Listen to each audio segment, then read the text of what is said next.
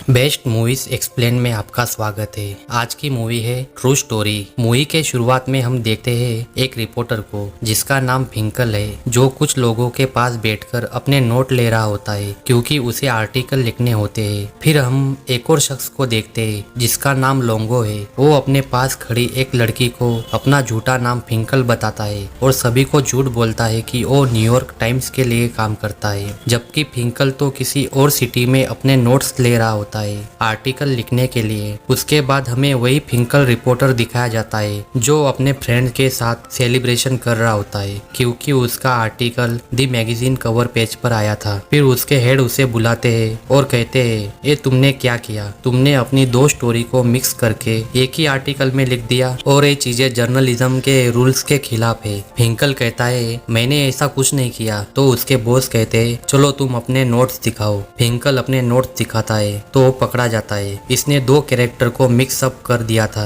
एक बच्चे की स्टोरी में मर्डर ऐड कर दिया कि इस बच्चे ने मर्डर किया है, और दूसरी स्टोरी में तो आदमी का नाम ही चेंज कर दिया। और इस तरह से फिंकल ने दो स्टोरी को ही चेंज कर दिया। इस वजह से इसको इसके जॉब से निकाल दिया जाता है। इसके बाद फिंकल अपने घर आता है और अपनी वाइफ को सभी बातें बताता है। जर्नलिज्म की जॉब दोबारा पाने के लिए फिंकल बहुत कोशिश करता है क्योंकि इसे टाइम्स मैगजीन वालों ने निकाल दिया था। अब इसी तरह 2 साल निकल जाते हैं। 2 साल बाद एक रिपोर्टर फिंकल को कांटेक्ट करता है और वो बताता है एक किलर है और उसने अपनी पूरी फैमिली को मार दिया है और वो खुद का नाम फिंकल बता रहा है। ये बात फिंकल को पता चलती है तो फौरन से अपने लैपटॉप पे चेक करता है और इंटरनेट पर भी ये बात फैल चुकी थी कि फिंकल ने अपने परिवार को मार दिया है और वो एक साइकोपैथ है। अब फिंकल उस रिपोर्टर से जाकर मिलता है और सारी इंफॉर्मेशन लेता है। फिंकल उस आदमी से मिलना चाहता है जिसका नाम लोंगो है, जो अपना नाम फिंकल बता रहा होता है, जिसने अपनी पूरी फैमिली को मार दिया था। फिंकल की वाइफ फिंकल से कहती है, क्या तुम्हें उस मर्डर से मिलना चाहिए? फिंकल कहता है, मैं उस मर्डर से मिलकर उसकी स्टोरी जानना चाहता हूँ और लिखना चाहता हूँ जिसे मैं पब्लिश कर सकूँ।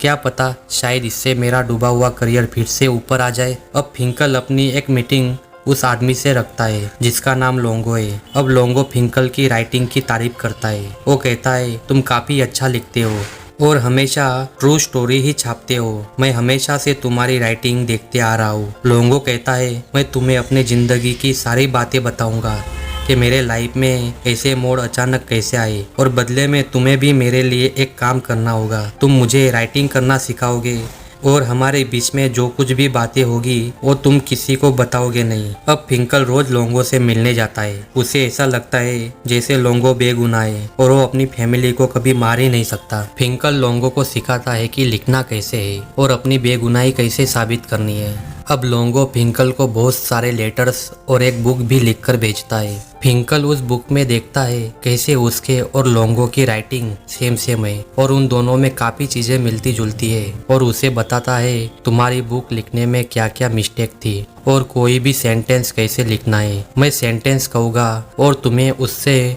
जो भी मन में लाइन आएगी वो तुम्हें लिखनी है। ऐसे ही अब फिंकल लोंगो को सिखाता है और ऐसे ही दिन गुजरते रहते हैं। अब फिंकल को लगता है लोंगो ने अपनी फैमिली का मर्डर किया है और वो ऐसे ही फिंकल से हिमायत हासिल करने के लिए झूठ बोल रहा है। फिंकल अभी भी कंफ्यूज है कि आखिर सच क्या है। अब कुछ दिन बाद लोंगो को कोर्ट में हाजिर होना था तो फिंकल लोंगो से मिलने जाता है। लोंगो कहता है वो कोर्ट में मान जाएगा कि उसी ने अपने फैमिली का मर्डर किया है। फिंकल कहता है, तुम ऐसा नहीं करोगे, इससे तुम अपने आप को ही खत्म कर लोगे। लोंगो कहता है, मैं तुम्हें सारी बातें नहीं बता सकता। हो सकता है मुझे कुछ लोगों को प्रोटेक्ट करना हो, इसीलिए मैं तुम्हें सारी बातें नहीं बता सकता। अगले सीन में हम देखते हैं लोंगो कोर्ट में मौजूद है और उसने ये मान लिया है उसने ही अपनी वाइफ और बच्ची को मारा है। अब फिंकल लोंगो को जेल में मिलने आता है और गुस्से से कहता है, ये तुमने क्या किया? तुमने अपनी वाइफ और बच्ची का मर्डर किया और मुझसे झूठ क्यों बोला? और गुस्से में बाहर चला जाता है। बाहर इसे वही डिटेक्टिव मिलता है जिसने लोंगो को अरेस्ट किया था। वो डिटेक्टिव फिंकल से मिलकर कहता है, ये लोंगो बहुत ही खतरनाक इंसान है,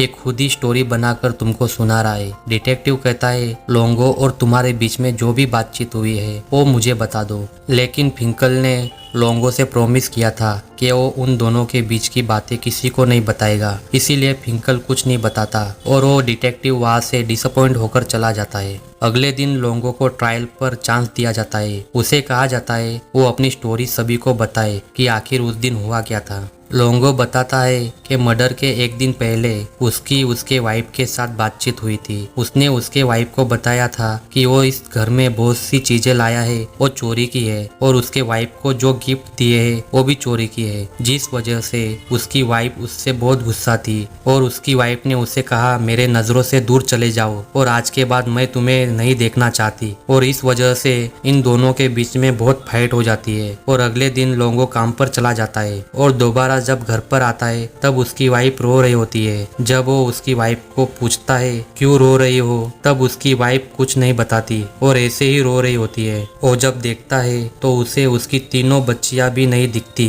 वो अपनी वाइफ को पूछता है बच्चियां कहाँ है, तो रोते हुए कहती है ये सब तुम्हारे वजह से हुआ है, तुमने इन सबको मार दिया। अब जब लोंगो बेडरूम में जाता है तो वो देखता है उसकी एक बच्ची को बेडशीट से बांध दिया है और जब अपनी बच्ची को टच करता है तो ठंडी पड़ चुकी थी पर उसकी सांसें चल रही होती है। अपनी बच्ची को इस हालत में देखकर लोंगो को अपनी वाइफ पर बहुत गुस्सा आता है और वो अपनी वाइफ को गर्दन से पकड़ लेता है और कहता है मेरी और दो बेटियां कहाँ है। वो कहती है वो पानी में है। इसका मतलब है कि उसने और दो बेटियों को भी मार दिया है। लोंगो को बहुत गुस्सा आता है और वो अपनी वाइफ का गला घोटकर उसे मार देता है। अपनी वाइफ को मारने के बाद लोंगो ऊपर वाले कमरे में जाता है जहाँ इसके बच्चे को बेडशीट से बांध दिया गया था। अब इसकी बेटी भी जो अब मरने की हालत में थी वो इसे इस तरह नहीं देख सकता था, इसीलिए वो अपनी बेटी का गला घोटता है ताकि वो आसानी से मर जाए, लेकिन वो ऐसा नहीं कर पा रहा था और इस तरह तड़पते हुए भी नहीं देख पा रहा था। अब वो दो सूटकेस निकालता है और अपनी बेटी को एक सूटकेस में बंद कर देता है। फिर वो सोचता है सूटकेस में उसकी बेटी अकेला महसूस करेगी, इसीलिए उस सूटकेस में एक टेडी बियर रखता है और कुछ कपड़े भी रखता है। अब ये सूटकेस बंद करने ही वाला होता है तभी ये सोचता है उसकी बेटी की सांसें तो चल रही है और वो जिंदा है, लेकिन फिर भी वो सूटकेस बंद कर देता है। अब दूसरे सूटकेस में ये अपनी वाइफ को रखने वाला था, लेकिन ये देखता है उसकी वाइफ सूटकेस में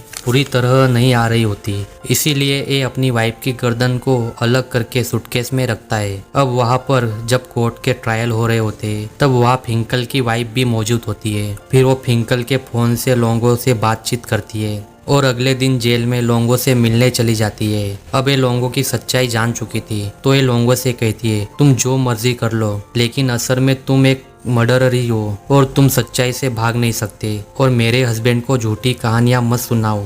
अब अगले ट्रायल पर लोंगो को फांसी की सजा सुनाई जाती है। लोंगो जो एक साइकोपैथ होता है वो कहता है हाँ मैंने ही अपनी फैमिली का मर्डर किया था। अब जब लोंगो को हथकड़ी पहना के ले जा रहे होते हैं तब लोंगो फिंकल को आंख मारता है। फिंकल को पता लग जाता है कि लोंगो तो बस इसका यूज कर रहा था, वो अपनी स्टोरी को और भी अच्छा बनाना चाह रहा था और फिंकल ही उसको ये सब सिखा रहा था और कैसे उसे अपनी स्टोरी को प्रेजेंट करना है कि लोग उसकी बातों पर यकीन करें। इसके बाद हमें कुछ टाइम बाद का सीन दिखाया जाता है। लोंगो से मिलने आता है। अब लोंगो फिर से अपनी बातों को चेंज कर देता है। वो फिंकल से कहता है जब वो घर आया तो उसने देखा उसकी वाइफ उसके बेटी को मार रही है और फिर लोंगो वहाँ पर बेहोश हो गया। फिर उसको सब कुछ ब्लड दिखाई देने लग गया। उसको कुछ भी याद नहीं कि उसकी बच्ची को मर्डर किसने किया और इस बात पर फिंकल को गुस्सा आ जाता है। वो कहता है अब मैं तुम्हारे किसी बात का यकीन नहीं मानूंगा और तुम्हारी झूठी कहानियां नहीं सुनूंगा और तुम जज के सामने ये सारी स्टोरी सुनाओगे